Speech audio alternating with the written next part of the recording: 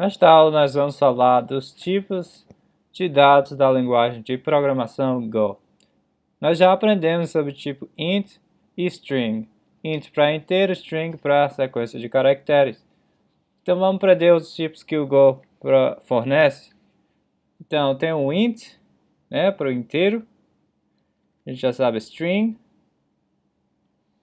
Agora, tem também o chamado inteiro unsigned int, tá? O uint, que é o inteiro sem sinal. Significa que é só número zero positivo, tá? Não pode ter negativo.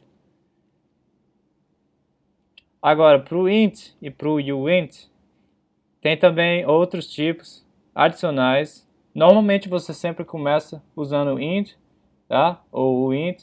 Se você precisar realmente usar outros tipos de ints com tamanho diferente, porque normalmente o int é tamanho 32 bits, se você tem a plataforma de 32 bits normalmente, ou é 64 bits para a plataforma de 64 bits, tá? Mas você também pode escolher o tamanho do seu inteiro. Por exemplo, você pode escolher inteiro com 8 bits, int 8, pode escolher int 16, int 32, int 64, certo? Normalmente você sempre usa o int, só mesmo se você precisar realmente mudar o tipo de int para o tamanho para usar 8, 16, 32, 64 bits, você pode usar esses outros tipos aqui. A mesma coisa acontece para o uint. Tem o uint de 8 bits, uint 16, uint 32 e uint 64, tá? Agora, para valores de floating point, né, que tem valor decimal aproximado, a gente usa o float, tá? Mas nesse caso tem dois tipos de float, tem o float 32 e o float 64. Agora o float 64 vai ser o que ele vai usar por padrão, tá? Quando você põe um número com, sei lá, 1,23, por exemplo, ele vai ser float 64 por padrão na linguagem Go, tá certo? Mas se você quiser, você também pode usar, se for o caso, o float de tamanho 32 bits. Outro tipo de dado básico do Go é o valor booleano, que é bool. E pode ser true ou pode ser false, né? Bem simples. Tem também outros tipos de dados que chamado número complexos, por exemplo, complexo 64, complexo 128 para apresentar números complexos no formato que você já sabe. Se você souber números complexos, tem a parte real mais a parte imaginária, né? A mais BI, parte real é A parte imaginária aqui B, multiplica o I, é a unidade imaginária, né? Dá para número complexo. E também outras coisas como o byte e o run. Se você quiser pesquisar na documentação do Go para ter mais detalhes, você pode fazer. Então, são esses caras aqui.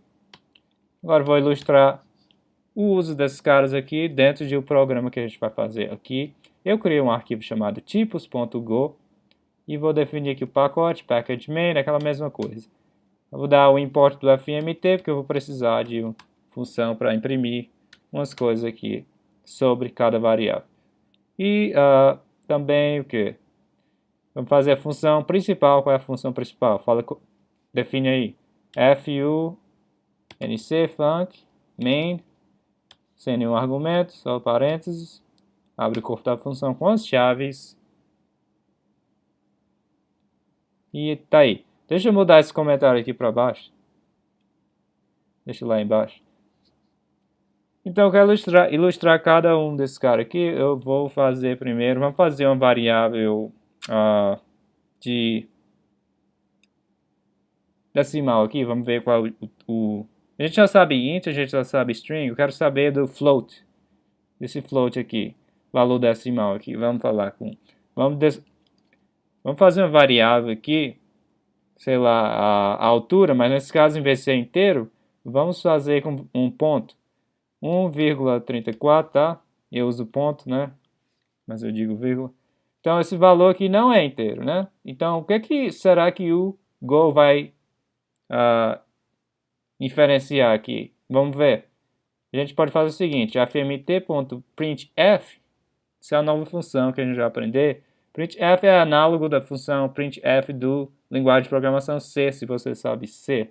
Aí passa como argumento, eu quero dizer o tipo dessa variável e eu quero também dizer o valor da variável. Para o tipo, a gente faz assim, o valor vai ser substituído aqui, você tem que dizer percentual e t para poder referenciar o tipo dessa variável aqui que a gente vai usar já. E o valor vai ser % e o v para referenciar o valor. Então como é que funciona esse cara? Eu quero mostrar o tipo da variável altura e eu quero mostrar o valor da variável altura. Para fazer isso, a gente usa o printf. Printf tem esses negócios aqui com percentual que ele usa para poder substituir valores nessa string aqui. No primeiro caso, a gente tem que passar aqui como segundo argumento o que é que esse t vai se referir. Nesse caso, eu quero altura. Então, ele vai pegar a altura, essa variável, e vai pegar e te dar o tipo dessa variável, com o percentual t. Agora, o valor da variável também, a gente tem que botar também, escrever mais outro argumento, vírgula altura. Então, esse cara vai ser correspondente ao %t, e esse outra altura, que é a mesma coisa, vai ser referente, correspondente ao valor %b aqui. Tá? Então, ele vai mostrar o tipo da variável altura e o valor dessa variável. Eu quero saber qual é o tipo dessa altura, que eu quero ver qual é a inferência. A gente espera que seja float 64. Tá, vamos lá. Salvar aqui. No terminal, eu vou falar go, espaço run, espaço tipos.go. Tá? Note que o printf não tem a quebra de linha, por isso que apareceu meu prompt aqui. Se você quiser adicionar, eu acho que funciona com o barra invertida n, que significa a quebra de linha. Eu vou tentar novamente, tá? Então funcionou. Então barra n para a quebra de linha. Então o tipo dessa variável realmente é float 64. O padrão com inferência que a gente nem disse qual era o tipo, né? Deixou o compilador dar referência do tipo. E o valor 1.34, como a gente definiu. Então, realmente, se a altura é float 64, você pode explicitamente definir aqui. Vamos aprender outro valor aqui. Vamos também, o bool, né? A gente é o booleano, valor verdadeiro ou falso, né? Sei lá, vamos dizer uma variável aqui para dizer um valor booleano. Vamos dizer aberto. Se estiver aberto, vou falar true, tá? Então, essa variável tem o valor true nesse caso, para dizer se alguma coisa está aberta, tá? Vou dar aqui a mesma coisa, fmt, printf, falar aquela mesma coisa, tipo, como é que descobre o tipo da variável? Percentual t, mas tem que dizer a variável aqui como um argumento, segundo argumento, aberto ou não na variável, e o valor, percentual v, e tem que dizer também aqui mais outro argumento para corresponder a esse percentual v aberto. Então, mesma coisa. E eu vou adicionar a quebra de linha, porque o printf não adiciona. Quebra de linha com invertida n. Vamos ver. Rodar o programa aqui, compilar e rodar. Tipo bool, tá? Como a gente já esperava. Valor true. Então, esse é o valor booleano, verdadeiro ou falso.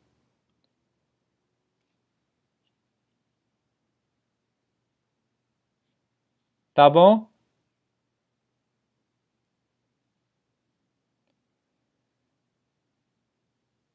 Então, não quero entrar muito em detalhes em outros tipos de variáveis, porque o que importa mesmo para nós, para saber o básico, é o int, o string, o float, o bool, tá?